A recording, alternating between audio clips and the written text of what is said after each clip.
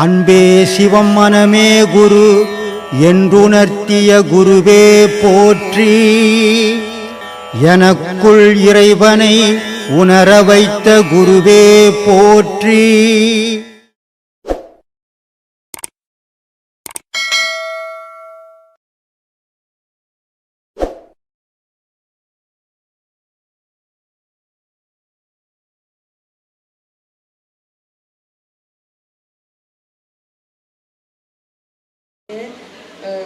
ஓம் அப்படிங்கிற மொழிப்பே உயிர்களை நமக்கு வழங்கும், அறிவு ஞானத்தை கொடுக்குன்னு சொல்றீங்க.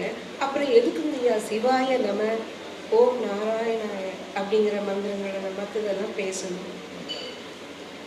இப்போதானம்மா சொன்னேன், ஓம் நமோ நாராயணா, ஓம் நமச்சிவாயா, ஓம் சக்தி. இது மூணுமே எனக்குள்ளேயே இருக்கிறது. நான் வழிபடுறது கோவிலாக போய் வழிபடல. ஏன்னா ஓம் நமோ நாராயணா, என்னை காப்பாற்றப்பா, என் மூச்சா இருக்கிற நீ.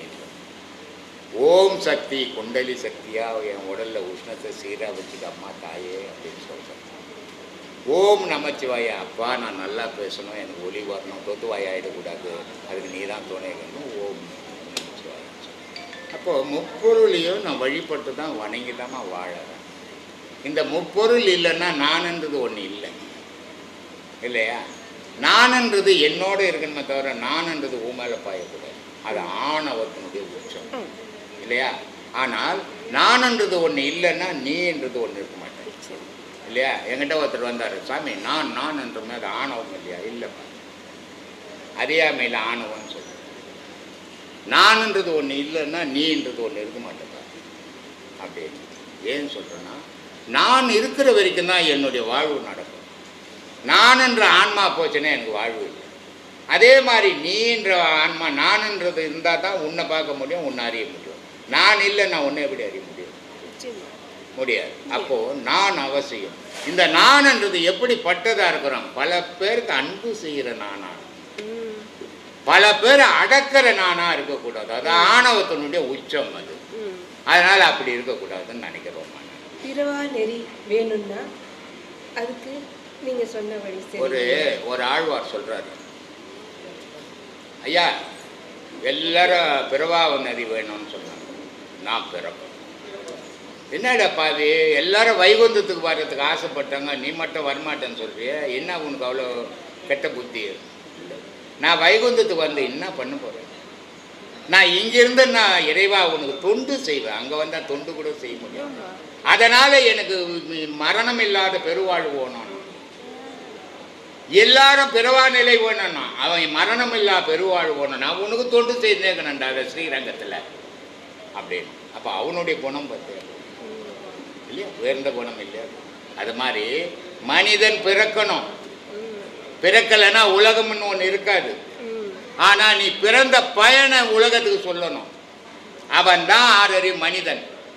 என் வீடு, என் வாழ்க்கை, என் பணம், என் சொத்து, என் பிள்ளை, என் குட்டின்னு வாழ்ந்துருவன் வந்து ஒரு மிருகம். அவன் மனிதன் சொல்ல முடியாது. ஏன்னா அவன் 3 அறிவோடு வாழறவன். ஆனால் 6 அறிவுன்னு ஏமாத்தின்னுக்கிறான் இல்லையா?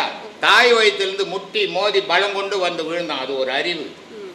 குழந்தை எந்து உந்துன்னு வேற்றுமை இல்லாமல் வளர்ந்தான், அது ஒரு அறிவு.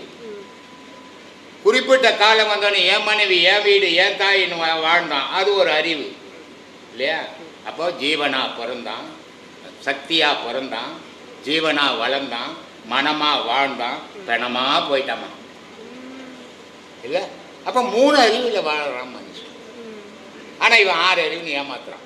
6 அறிவாக இருந்தான் மகான். 6 அறிவு இல்லாமல் இல்லை, 6 அறிவோடு இருந்தான், வாழ்ந்தான். அவனுக்கு என்ன எப்படி 6 அறிவு? மூலாதாரம், சுதிஷ்டானம், மணிப்பூரகம், அநாகதம், விசித்தி, ஆஜ்ஞை 6லையும் மூச்சு ஏங்குச்சு. அந்த 6லையும் ஏறுங்கும் போது 6 ஸ்தானமும் அறிவு சார்ந்த ஸ்தானங்கள். அந்த 6 அறிவும் இயங்கும் போது அவன் 6 அறிவு மனிதன் தான். அவன் குடும்பத்துக்காக வாழல, உலகத்துக்காக வாழ்ந்தான். ஆமா, இப்படிதான் எனக்கு தெரியுமா? பெண் ஒரு புனித பொருள். அது பெண் என்ற ஒரு பேர் இருக்குது, அது ஒரு புனிதமான பேர். 1000 ஆண்கள் இருந்தாலும் அழகுன்னு சொல்லுவானா யாரையாவது? ஒரு பெண்ணை வந்து அழகின்னு சொல்லுவான் இல்லையா? அப்போ பெண்ணு தான் உலகத்திலேயே சிறந்தவர். அந்த பெண்ணால் தான் இந்த உலகமே உற்பத்தி ஆகுது. அந்த பெண்ணால் தான் ஆகாரம் கிடைக்குது. ஆனால ஆகாரம் கிடைக்காது. என்கிட்ட ஒரு சீடர் வந்தார். அவங்க மாமியார் இருக்கிறாங்க, மாமனார் செத்து போயிட்டார். அவர் வரும்போதே என்னை கேட்டுன்னு வர, மேலே கிளாஸ் நடக்குது. அவர் கீழே இருந்து என்னை கேட்குறாரு, சாமி ஆம்பளைங்கெல்லாம் சீக்கிரம் செத்து போகிறாங்க, பொம்பளைங்கெல்லாம் ரொம்ப நாள் இருக்கிறாங்களே ஏமா அப்படின்னா. நானும் யோசிக்கவே இல்லை. ஆம்பளைங்கெல்லாம் கொடுக்குறாங்க, பொம்பளைங்கெல்லாம் வாங்குறாங்க பாயிண்ட்டேன். ஏன் சொல்கிறேன்னா, ஒரு ஆணுடைய கடமை உழைக்க வேண்டும். அதை கொண்டு வந்து பெண்ணுக்கிட்ட கொடுக்கணும். அந்த பெண் அந்த கொடுத்ததை பாதுகாத்து அந்த குழந்தைங்களை வளர்க்குற ஆற்றலுக்கு அது ஆணுக்கு வராது, ஒரு பெண்ணுக்கு தான் வரும். ஒரு 2 குழந்தைங்களை விட்டுட்டு ஒரு மனைவி இறந்துட்டு போயிட்டாங்கன்னா அந்த 2 குழந்தைங்களை ஒரு ஆணால் சீராக காப்பாற்றவே முடியாது. ஆனால் ஒரு ஆண் ஒரு பெண்ணை விட்டுட்டு இறந்துட்டு 2 குழந்தை வீட்டு வேலை செய்தால் அதை காப்பாற்றிடுவார். அப்போது இந்த பெண்ணுன்ற ஒரு பொருள் ஒரு புனித பொருள். பூமிக்கு தான் பெண்ணுன்னு ஒரு பேருண்டு. மழைக்கு பெண்ணுன்னு இல்லை, வெயிலுக்கு பெண்ணுன்னு இல்லை, காற்றுக்கு பெண்ணுன்னு இல்லை, சூரியனுக்கு பெண்ணுன்னு இல்லை, பூமிக்கு தான் தாயின் பேர். ஏன்னா தோன்றல் பூமின்னு ஒன்று இல்லைன்னா அது 4 இருந்தால் கூட இங்கே தோன்றல் இல்லையா? அப்போ இந்த தோன்றலுக்கு காரணமான பொருள் பூமி, நீ தோன்றலுக்கு காரணமான பொருள் பெண். அதே நேரத்தில் தோன்ற பொருள் உணவு அருந்தி வாழறதுக்கு காரணமான பொருள் பூமி. பூமி இல்லைன்னா ஒரு பொருள் விளையாது இல்லையா? அப்போ எது உன்னை உருவாக்குச்சு அதுவே உன்னை காப்பாற்றுது இல்லையா? அதனால் அது தாயின். எவன் உன்னை பெற்றாலும் அவளே பாலை கொடுத்து உன்னை காப்பாற்றுறான், அவளுக்கு பேர் தாயின் பேர் இல்லை? அப்போது பெண்ணுன்ற பொருள் உயர்ந்த பொருள்.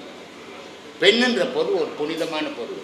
ஒரு கல்யாணம் ஆகி ஒரு மாப்பிள்ளை பொண்ணு வீட்டுக்கு போகிறாங்க, பாப்பா என் கொலை வேலைக்கு என்ன கூப்பிட்றான் இல்லைண்ணா சொல்லுமா, என் வீட்டு பொண்ணும் என் கொலை விளக்கு வாமா, இனிமேல் என் குடும்ப கௌரவம் உன் கையில் தான் மகன். அதெல்லாம் காலில் மெட்டி போட்டான். டெய்லி காலில் விழாந்துட்டா, கல்யாணம் அன்னைக்கு 4 பேர் ஏரியா காலில் ஊந்துடு, உன் கௌரவத்தை காப்பாற்றிட்டு வந்துட்டா இந்த மெட்டி போட்டேன். ஆனால் ஒரே ஓதை வச்சுட்டு போகிறாங்க பொம்பளைங்க. இப்போ இவன் ஒரே ஓதை வச்சுட்டு பொம்பளையே போகிறான். இது இந்த உலகம் இப்படி ஆகிப்போச்சு. அன்பு மட்டும்தான் இருக்கணும். ஆணுக்கும் பெண்ணுக்கும் அன்பு இருக்கணும். அன்பு இருந்தால் அங்கே சச்சரவு கிடையாது, அன்பு இருந்தால் விரோதம் கிடையாது, அன்பு இருந்தால் பொறாமை கிடையாது. அன்பை வளர்க்க கற்றுக்கணும்.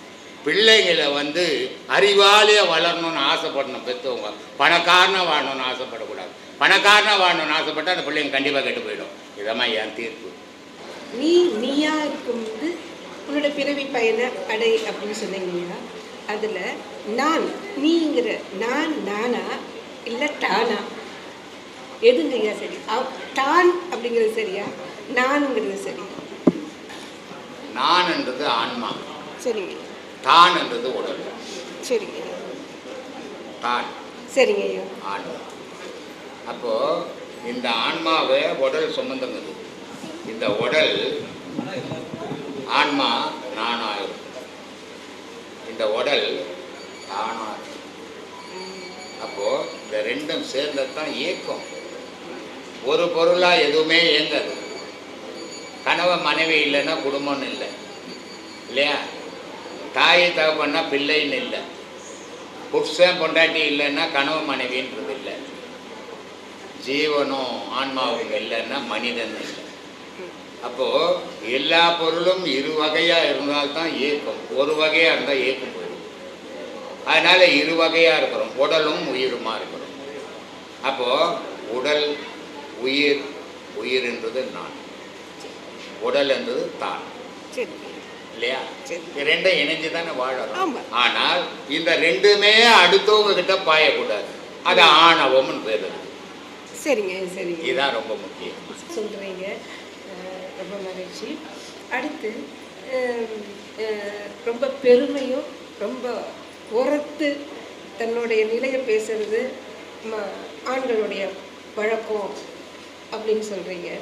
ஆனால் யோகத்தில் நீங்கள் தன்னுள் தான் அடங்கணும் அப்படிங்கிறீங்க.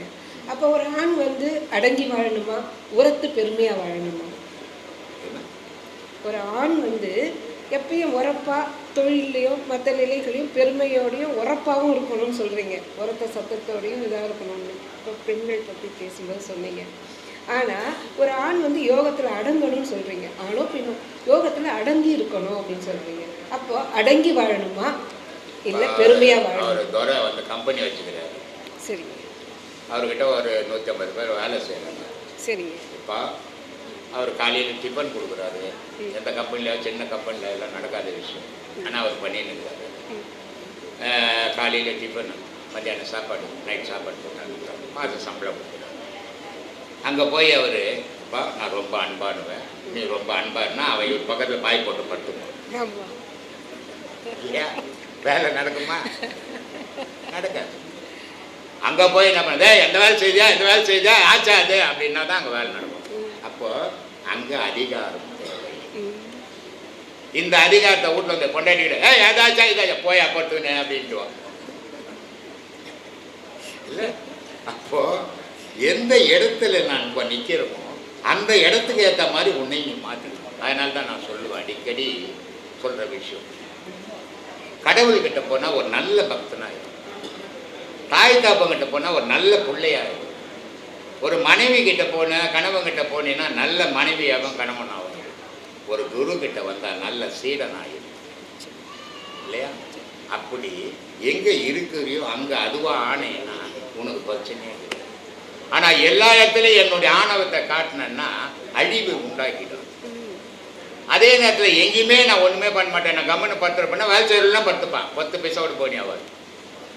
அதனால் இடத்துக்கு ஏற்ற மாதிரி ஒரு மனிதன் வாழறது தான் வாழ்க்கை உலக விஷயத்தில். ஆனால் கடவுள் விஷயத்தில் அமைதி மட்டும்தான் இருக்கணும். அங்கே வந்து ஆணவமோ அகங்காரமோ தலை தூக்குச்சுன்னா ஆண்டவனுக்கும் உனக்கும் தொடர்பாக இருந்து போயிடும். ஆண்டவன்கிட்ட அமைதி மட்டும்தான் இருக்கணும், அன்பு மட்டும்தான் இருக்கணும். அதை தான் விரும்புகிறான் ஆண்டவன். அதனால் அங்கே நான் கம்பெனியில் அதிகாரம் பண்ணுற மாதிரி கடவுள்கிட்ட போய் அதிகாரம் பண்ணினா கண்டமாயிடும். அதனால் எல்லா இடத்துலையும் ஒரே மாதிரி